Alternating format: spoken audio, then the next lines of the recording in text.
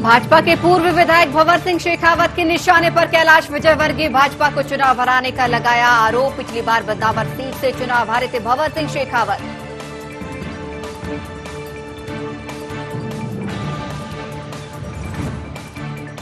मध्य प्रदेश में प्रवासी मजदूरों की मदद के लिए सरकार की विशेष पहल। प्रवासी श्रमिक आयोग का गठन करेगी सरकार। 6 लाख प्रवासी मजदूरों को मिलेगी मदद। मजदूरों और उनके परिवार का कल्याण करना उद्देश्य।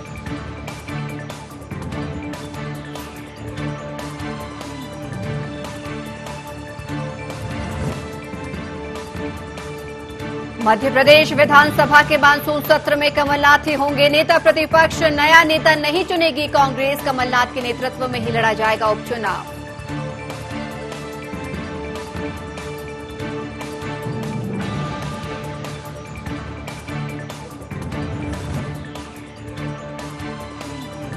चीनी कंपनी इकोग्रीन को मध्य प्रदेश से किया जाएगा बाहर। कंपनी के पास 16 नगरीय निकायों में कचरा कलेक्शन का ठेका हो निरस्त। 254 करोड़ रुपए के टेंडर लेकर काम कर रही थी कंपनी।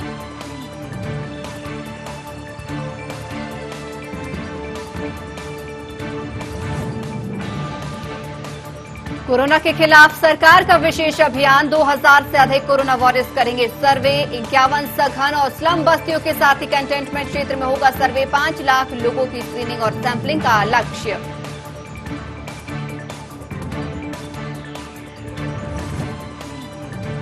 होशंगाबाद के पिपरिया में विश्व हिंदू परिषद के नेता की गोली मारकर हत्या। जिला गौरक्षा प्रमुख रवि विश्वकर्मा को मारी गोली। मंडला में एनएसयूआई कार्यकर्ता को गोली मारकर की हत्या। कार्यकर्ता की मौके पर ही मौत।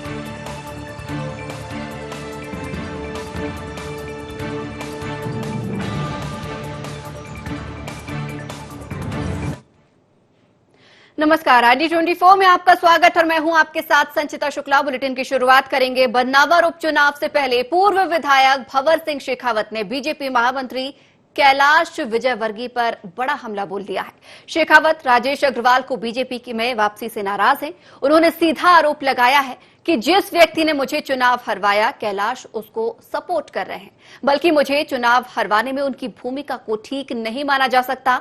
इससे कैलाश विजयवर्गीय बदनावर दौरे में राजेश अग्रवाल को कैबिनेट का दर्जा देने की बात मंच से ही कह चुके हैं। जरा सुनिए कैलाश विजयवर्गीय और भंवर सिंह का क्या कहना है।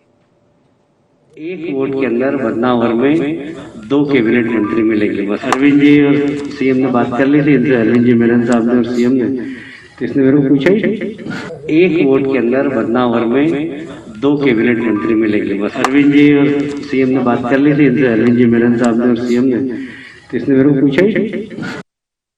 मेरा कैलाश विजयवर्गीय से कोई न 36 है न 33 है। मेरा सिर्फ कैलाश विजयवर्गीय से ये कहना है कि भाई जो कार्यक्षेत्र आपका नहीं है वहां जाके अनावश्यक हस्तक्षेप मत करिए। ऐसे तत्वों को प्रोत्साहित मत करिए जो पार्टी के अंदर विघटन पैदा कर रहे हैं, पार्टी को हरा रहे हैं, पार्टी को नुकसान पहुंचा रहे हैं। और कोई मेरा कैलाश विजयवर्गीय से लेना देना नहीं।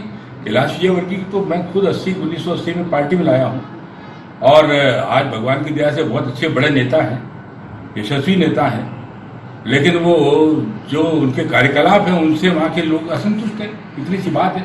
ये बात उनके संज्ञान में लाई गई है, ये बात पार्टी संगठन के संज्ञान में लाई गई है। उससे नुकसान पार्टी को ना हो, कम से कम इतने संगठन इसकी चिंता कर ले। ये मैं बार बार कहता हूँ। वो क्या है, मैं कुछ नहीं कर रहे। मेरे खिलाफ कैंडिडेट खड़ा कर दिया, उसको आर्थिक रूप से पैसे दे दिए, पार्टी को हरा लो, शेखावत जी को हरा दो, और जिसने हराया उसको परसों जाकर के पार्टी की सदस्यता दिलवा रहे और उसको यहाँ तक कह रहे कि आप तो कैबिनेट मंत्री बन गए। एक वोट के अंदर बदनावर में 2। तो सुना आपने यहाँ पर दोनों ही नेताओं की बात। यहाँ पर महासचिव कैलाश विजयवर्गीय ने मंच से ही राजेश अग्रवाल को कैबिनेट का दर्जा देने की बात कही, लेकिन यहाँ पर कुछ पूर्व विधायक शेखावत नाराज बताए जा रहे हैं और कहा है कि उनको हराने में भी एक महत्वपूर्ण भूमिका निभाई गई है। यहाँ पर कैलाश विजयवर्गीय पर उन्होंने एक बड़ा आरोप भी लगाया है। एक बार फिर से आप सुनिए जरा क्या कुछ कहना है कैलाश विजयवर्गीय और भंवर सिंह का।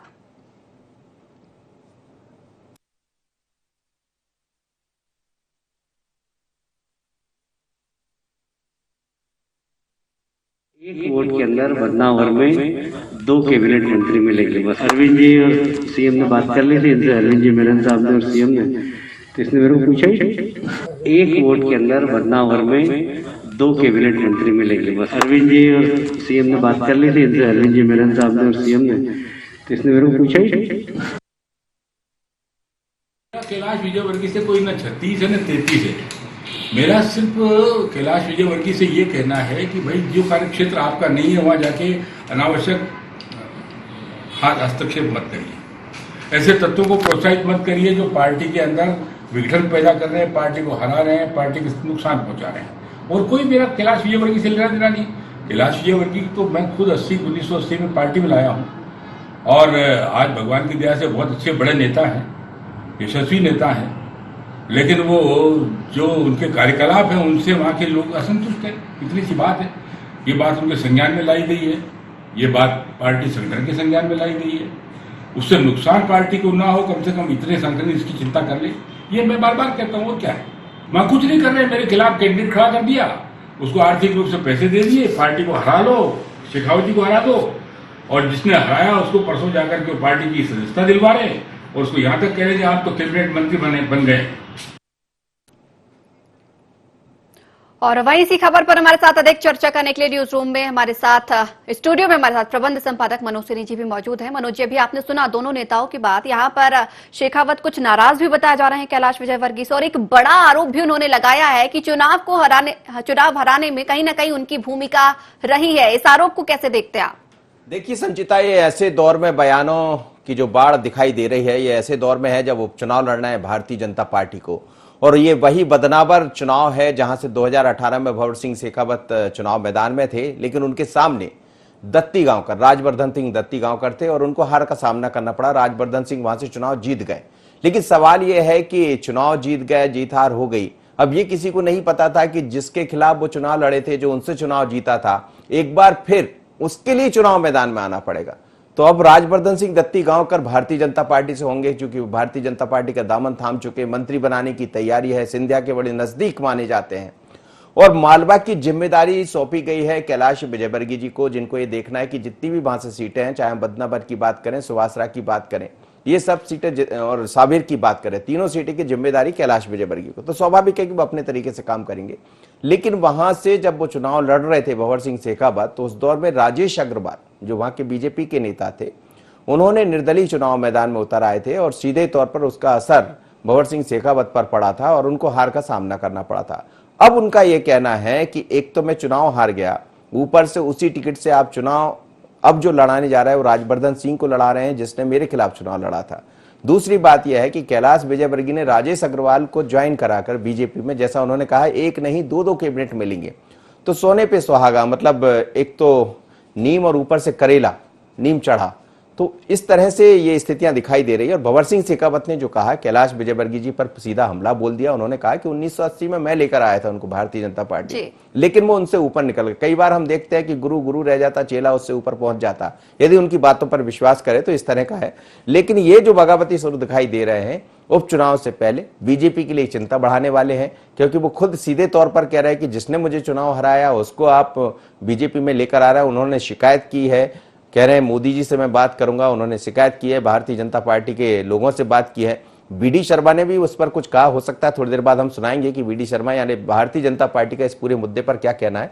लेकिन ये पूरा मसला ये दिखा रहा है कि मध्य प्रदेश में जहां जहां उपचुनाव होंगे, बीजेपी में ऐसे कई जगह से बगावती सुर देखने को मिलेंगे, जो निश्चित रूप से चिंता बढ़ाएंगे।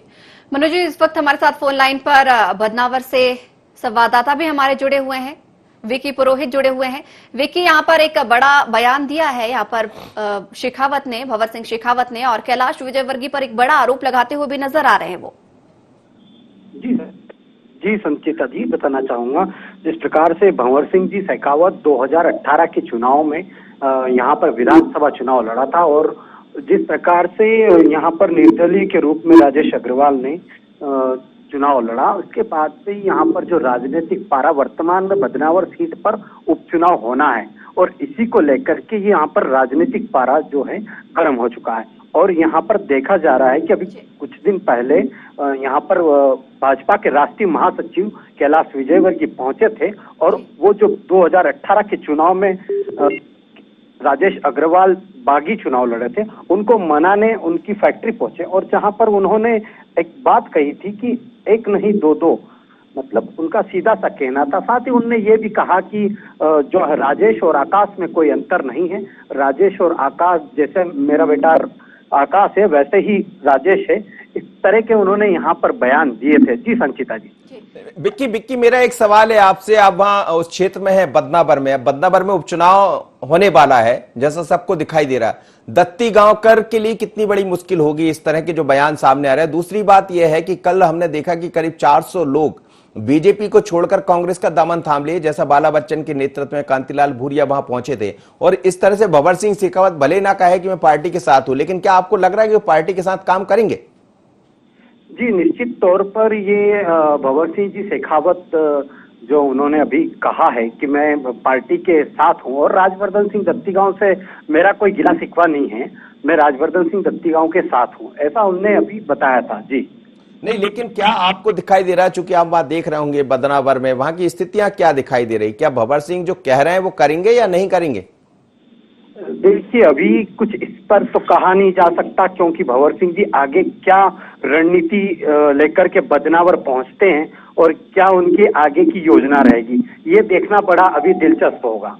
जी चलिए संचिता, हमें लग रहा है ठीक है विक्की। जी बिल्कुल, बहुत बहुत धन्यवाद विक्की हमारे साथ जुड़ने के लिए। यहाँ पर उपचुनाव से पहले बीजेपी के लिए मुश्किलें खड़ी होती नजर आ रही हैं। बीजेपी के पूर्व विधायक भंवर सिंह यहाँ पर बगावती सुर उनके नजर आ रहे हैं। यहाँ पर उन्होंने बीजेपी के राष्ट्रीय महासचिव कैलाश विजयवर्गीय पर बड़ा हमला बोलते हुए चुनाव हरवाने जैसी बातों को भी कहा है। लगातार हमारे साथ स्टूडियो में अधिक चर्चा के लिए प्रबंध संपादक मनोज सिन्हा जी बने हुए हैं।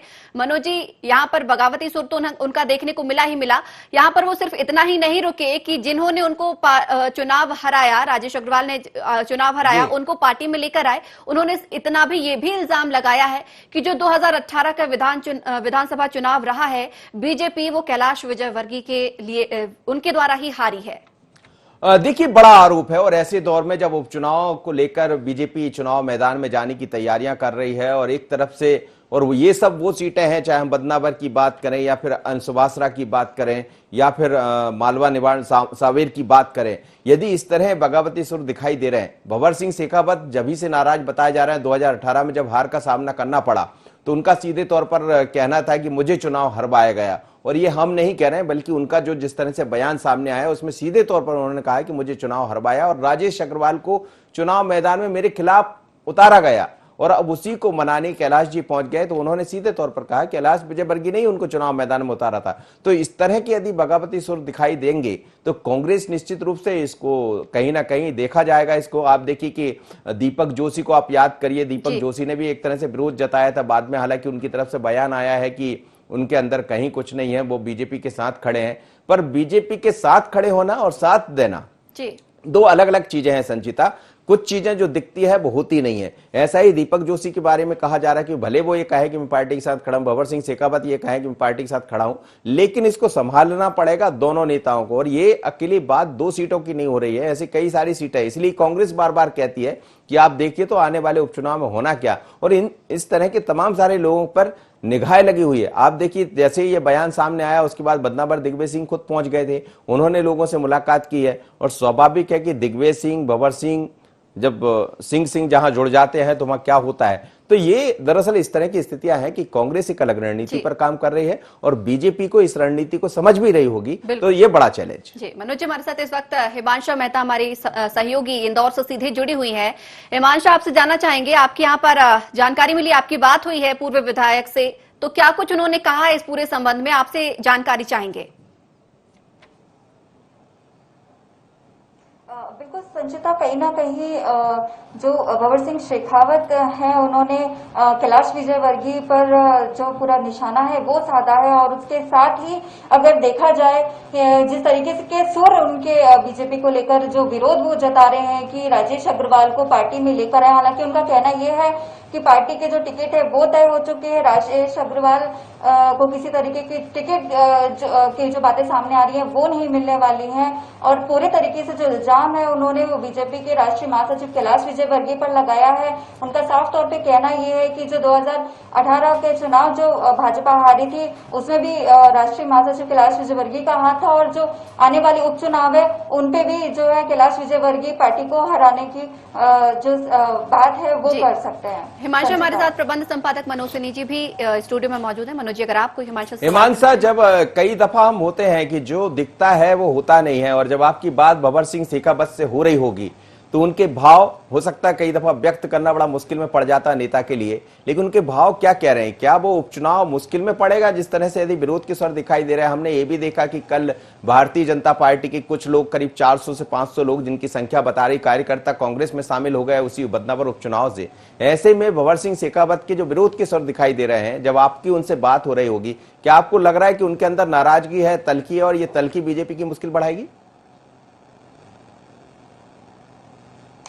बिल्कुल मनोज जी, जिस तरीके से उन्होंने जो बयान दिया है उसे उनके जो बगावती सुर है, जो विरोध के सुर है वो नजर आ रहे हैं। खासतौर पे जो गुस्सा है वो कैलाश विजयवर्गीय पर जो है वो दिखाई दे रहा है, पार्टी के ऊपर जो है वो दिखाई दे रहा है। जिस तरीके से निर्दलीय चुनाव जो राजेश अग्रवाल ने उन्हें बदनावर से हराया था और अभी उनको जो है पार्टी पे ले लिया गया है, तो उनके साफ जो विरोध है वो दिखाई दे रहे हैं। हालांकि अभी वो जो अपना विरोध है वो सिर्फ बयानों के माध्यम से ही जता रहे हैं। हो सकता है आगे की उनकी क्या रणनीति रहेगी, वो पार्टी के साथ रहे या ना रहे, लेकिन ये तो बिल्कुल साफ है कि वो विरोध है जता रहे हैं और जिसका पूरा जो श्रेय वो कैलाश विजयवर्गीय को दे रहे हैं। मनोज जी तो संचिता, बिल्कुल हिमांशा, धन्यवाद आपका। लेकिन हिमांशा, ये संचिता, ये साफ नजर आ रहा है कि जैसा हिमांशा वहां पहुंची बात करने, और अभी थोड़ी देर पहले बीडी शर्मा से भी बात हुई। हम चाहेंगे पीसीआर से कि यदि बीडी शर्मा का बयान आ गया हो तो जरूर हम सुनाएंगे कि उनका इस पूरे मुद्दे पर क्या कहना है। लेकिन जिस तरह की अब स्थितियां दिखाई दे रही है,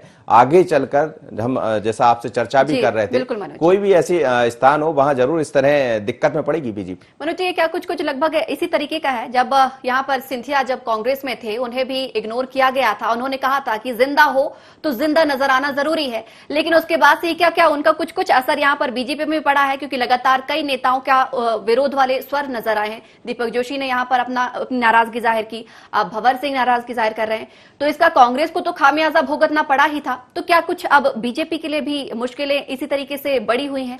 देखिए, इसीलिए उपचुनाव पर बहुत ही एक रणनीति के साथ ही कांग्रेस बढ़ रही है, बहुत ही एक बड़ी रणनीति के साथ भारतीय जनता पार्टी भी बढ़ती हुई नजर आ रही।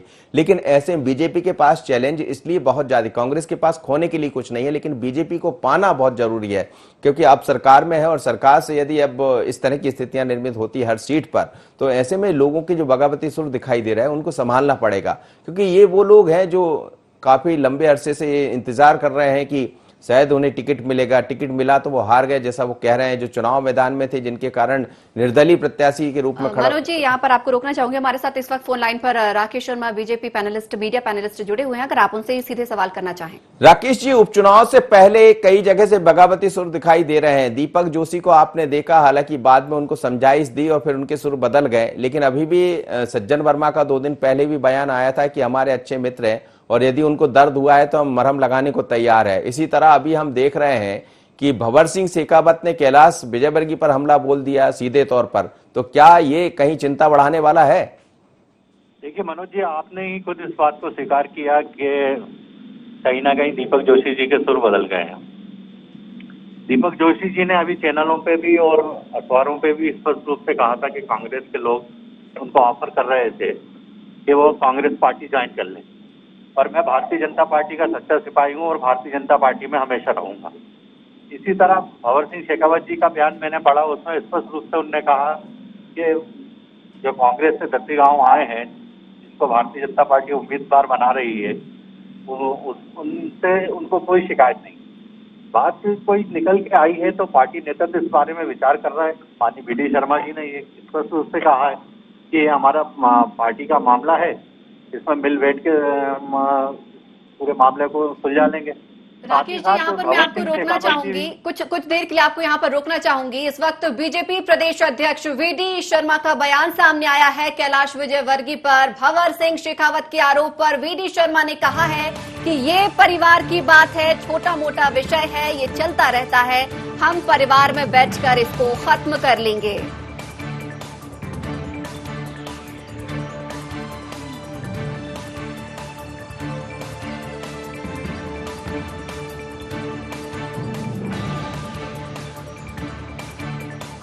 ये हमारा आपसी मुद्दा है। मेरी आदरणीय भंवर सिंह शेखावत जी भारतीय जनता पार्टी के हमारे वरिष्ठ नेता हैं। मेरी उनसे बात हुई है, आपसी मुद्दे हैं, कभी कभी इस प्रकार की बातें होती रहती हैं और उनके साथ हम अपने घर का मामला हम घर में उसको उनके साथ बैठ करके उन चीजों का समाधान हम लोग निकाल लेंगे। तो ये बयान दिया है बीजेपी प्रदेश अध्यक्ष वीडी शर्मा ने और कहीं ना कहीं उन्होंने इसे पारिवारिक मसला बताया है और कहा है कि इन्हें घर में ही बैठ के वो पूरी बात को सुलझा लेंगे। लगातार हमारे साथ स्टूडियो में प्रबंध संपादक मनोज जी मौजूद है। मनोज जी, हमारे साथ इस वक्त कांग्रेस प्रवक्ता के शर्मा जी भी जुड़े हुए हैं, अगर आप सीधे उनसे कोई सवाल करना चाहें। के मिश्रा जी जुड़े जी। के मिश्रा जी, भारतीय जनता पार्टी में बगावत के सुर दिखाई दे रहे हैं और कांग्रेस ने ये कहा भी है, सज्जन वर्मा कह रहे थे कि यदि कहीं कोई दर्द दिखाई देगा तो हम मरहम लगाने को तैयार है। भंवर सिंह शेखावत ने कैलाश जी पर भी हमला बोल दिया, क्या कहेंगे? देखिएगा मनोज जी, आप भी एक बड़े हस्ताक्षर है मध्य प्रदेश की पत्रकारिता के और भंवर सिंह शेखावत जी के कद से आप वाकिफ हैं। हम लोग, वो मेरी पीढ़ी के छात्र नेताओं में मुझसे भी सीनियर लीडर थे और वे भले भाजपा में हैं, मगर मैं उन्हें बड़े भाई के रूप में आज भी सार्वजनिक तौर पर उनके पैर छूता हूं। वो इंदौर और मालवा में भारतीय जनता पार्टी के संरचना करने वाले हैं, भारतीय जनता पार्टी को बनाने वाले हैं। वे युवा संघ के अध्यक्ष के रूप में उभर कर आज इतने बड़े मुकाम को पाए हुए हैं। यदि इतनी बड़ी आरोप उन्होंने किसी राष्ट्रीय महासचिव पर लगाए हैं तो उन आरोपों को लेकर वीडी शर्मा साहब सिर्फ यह कह दें कि हमारे परिवार का मामला है, इसे आपस में निपट लेंगे, तो ये उन आरोपों से बचने का कुत्सित प्रयास है। वीडी शर्मा जी से भी सीनियर हैं भंवर सिंह शेखावत साहब, और वो राजनीति में मैक्सिमम, जिनको मैं सर्टिफिकेट देने की हिम्मत नहीं रखता हूं, वो सीनियर है मुझसे, मगर वो हमेशा साफ गोई अपने राजनीतिक चरित्र को रखते हुए राजनीति करते आए हैं। तो यह कहता है ना कि परिवार का मामला, यदि यही मामला कांग्रेस में होता तो वीडी शर्मा जी क्या कहते? चलिए, राकेश शर्मा जुड़े हुए, उनसे ही जवाब ले लेते हैं इस बात का। राकेश जी। मनोज जी, के मिश्रा जी उन कांग्रेस के प्रवक्ताओं में से हैं जो हमेशा ठीक बात करते हैं, और मैं माननीय के मिश्रा जी से एक निवेदन करना चाहूंगा कि के मिश्रा जी ये बताएंगे कि उमंग सिंगार ने जब दिग्विजय सिंह को भू माफिया, शराब माफिया कहा था, उस समय के मिश्रा जी कहाँ थे और कांग्रेस पार्टी कहाँ थी? अभी राकेश चतुर्वेदी जी वाले मामले में दिग्विजय सिंह वर्सेज राकेश चतुर्वेदी जी चल रहा है, अजय सिंह वर्सेज राकेश चतुर्वेदी चल रहा है। राकेश चतुर्वेदी जी ने कहा कि दिग्विजय सिंह जी कौन होते हैं, उस समय के मिश्रा जी क्या कहेंगे? मुझे सुनने में अच्छा लगता। चलिए, आप दोनों नेताओं का मैं बहुत बहुत धन्यवाद करना चाहूंगी। हमारे पास समय बहुत कम है। बहुत बहुत धन्यवाद मनोज जी हमारे साथ जुड़ने का। तो यहाँ पर एक बड़ा मसला सामने आया है। यहाँ पर बदनावर उपचुनाव से पहले ही बीजेपी के पूर्व विधायक के बगावती सुर देखने को मिल रहे हैं। यहाँ पर उन्होंने आरोप लगाया है बीजेपी के राष्ट्रीय महासचिव कैलाश विजयवर्गीय पर। हालांकि उन्होंने कहा है कि वो बीजेपी के ही कार्यकर्ता हैं, बीजेपी के लिए ही काम कर रहे हैं, आगे भी करेंगे, लेकिन अपनी शिकायत को लेकर कहीं ना कहीं बीजेपी हाईकमान के पास पहुंचेंगे। तो इसी के साथ ही इस बुलेटिन में फिलहाल इतना ही। आप बने रहिए IND 24 के साथ।